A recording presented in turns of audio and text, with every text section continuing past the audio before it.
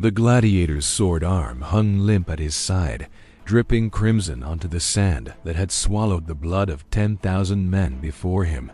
And as 50,000 Romans screamed his name like a prayer to a god made of muscle and murder, he had no idea that the reward waiting for him beneath the arena would haunt him until the day he begged for death. His opponent lay twitching at his feet, intestines spilling like purple serpents from the wound that had ended the fight, and the emperor raised his thumb in the gesture that meant this killer would live another day. But survival was never the real prize in Rome's death circus. What came after the killing was the secret the empire spent centuries trying to bury in unmarked graves. The iron gate behind him groaned open, and 2 Praetorian guards emerged carrying a velvet cushion bearing a simple wooden sword that looked almost laughable compared to the steel monster still clutched in his bleeding fist. This was the Rudis, the symbol of freedom that every gladiator dreamed about from the moment they were dragged into the training schools. But freedom was only the beginning of what Rome offered its champions, and the beginning was always the lie that hid the truth. The crowd roared louder as the emperor himself descended from his marble box and walked across the blood-soaked sand like a god visiting the mortal realm. Commodus, the emperor who believed himself a gladiator, pressed the wooden sword into the champion's hand and whispered words that no historian ever recorded. Those words changed everything, and the champion's face shifted from triumph to something that looked almost like terror. Beneath the arena, in tunnels that the public never saw and that modern archaeologists have only partially excavated, an entire economy of flesh and power waited for every victor. The first reward was called the blood price, and it consisted of gold coins minted specifically for arena champions, each one stamped with the image of death itself. These coins could not be spent in normal markets because they carried a curse that Romans genuinely believed would transfer to anyone who touched them. The champion was led through corridors lit by torches that burned with oils extracted from human fat, a practice so common that gladiator fat became one of Rome's most valuable commodities. Physicians paid fortunes for the rendered flesh of arena fighters because they believed it contained magical properties that could cure everything from impotence to epilepsy. The champion knew that if he died tomorrow, his body would be worth more than everything he had earned in life, butchered and sold in jars across the empire. The first chamber he entered contained his monetary reward, a chest overflowing with gold aurii that represented more wealth than his entire family had seen in 5 generations. But the chest was guarded by a scribe who immediately began calculating the arena tax, the emperor's share, the lannistus fee, the equipment costs, and a dozen other deductions that would leave the champion with barely enough to buy a modest apartment. This was the first secret. Gladiators were paid fortunes in public and robbed blind in private. The second chamber contained something far more disturbing than money. 30 slaves stood in perfect rows, male and female, young and old, each one wearing a thin collar marked with the champion's new insignia. They belonged to him now, legally and completely, to use or abuse or sell or kill according to his pleasure. Some champions took these slaves as household servants, treating them with the dignity that their own masters had never shown them. Others became the monsters they had spent years killing in the arena, discovering that absolute power over human life was more intoxicating than any wine. The empire tracked which champions became cruel, because cruelty could be weaponized, and cruel men were useful to emperors who needed dirty work done quietly. The third chamber was reserved for champions who had won more than 10 consecutive matches, and what waited inside was so valuable that armed guards stood at the door day and night. This was the Chamber of Names, and it contained scrolls listing every powerful family in Rome, along with their secrets, their debts, and their exploitable weaknesses. A champion who could read became a champion who could blackmail, and suddenly the former slave held power over the men who had once owned him. The fourth chamber contained the reward that Rome tried hardest to erase from history, the one that archaeologists discovered only in the 1990s and immediately classified as too disturbing for public display. It was called the breeding chamber, and it existed because Rome had discovered that the children of champion gladiators made the best future. Gladiators, women from across the empire, were brought here, some willing and some very much not, to receive the champion's seed in ceremonies that blended religion with something far darker.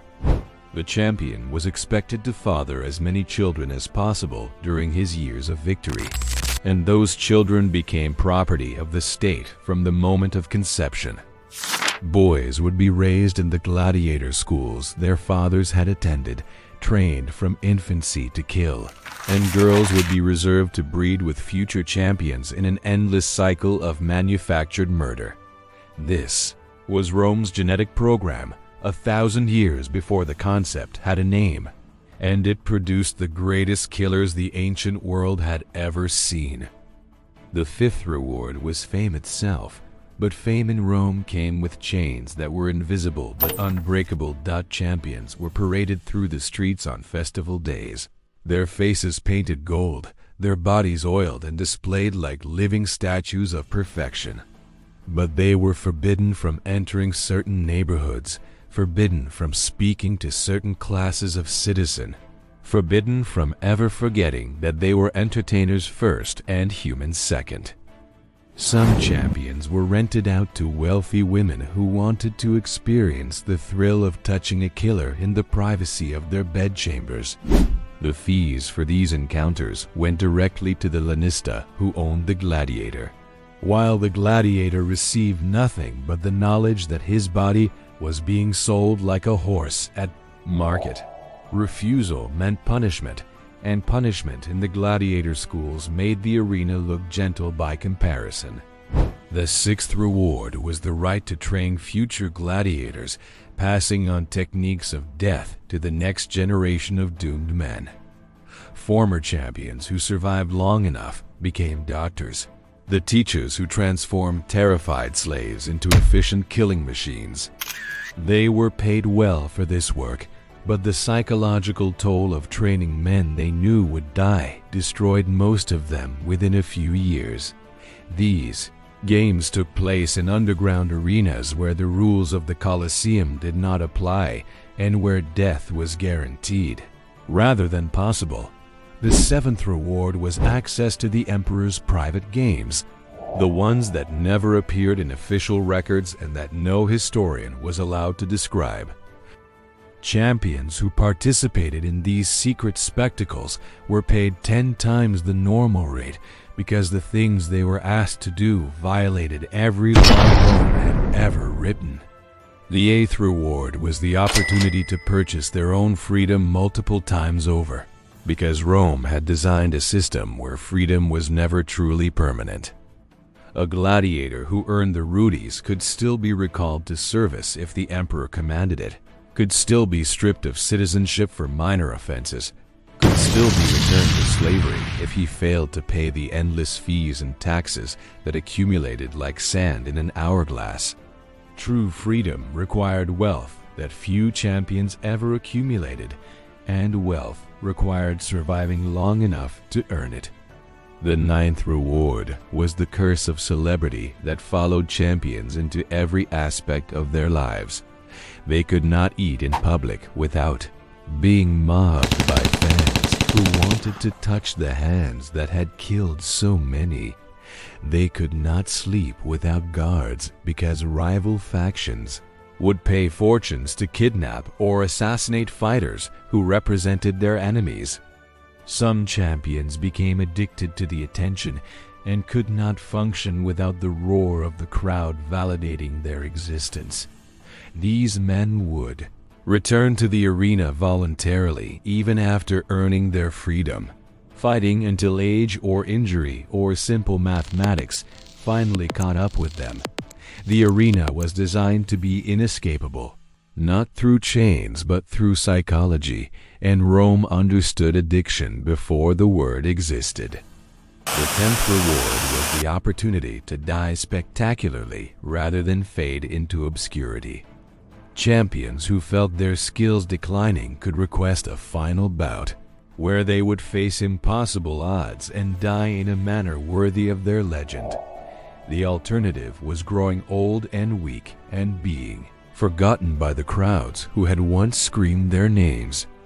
Many champions chose spectacular death over quiet life, and Rome celebrated these suicides as the ultimate expression of gladiatorial honor.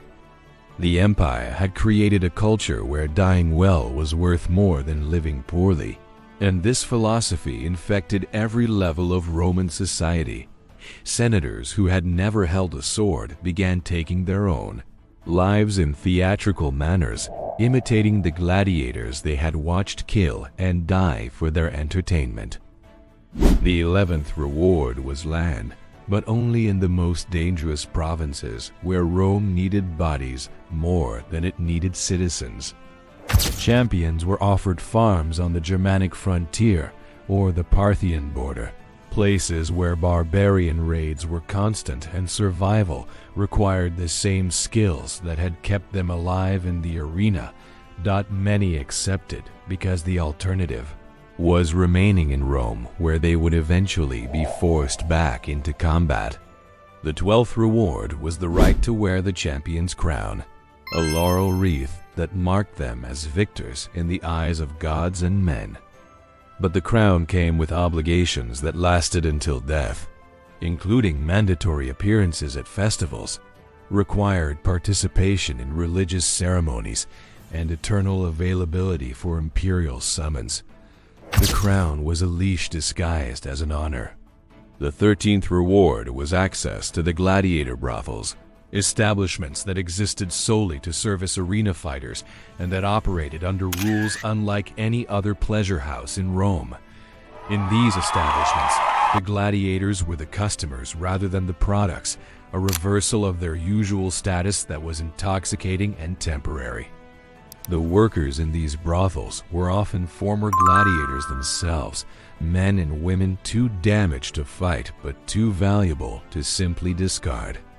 The 14th reward was information, whispered secrets about upcoming matches that allowed champions to prepare for opponents they had never officially been told they would face.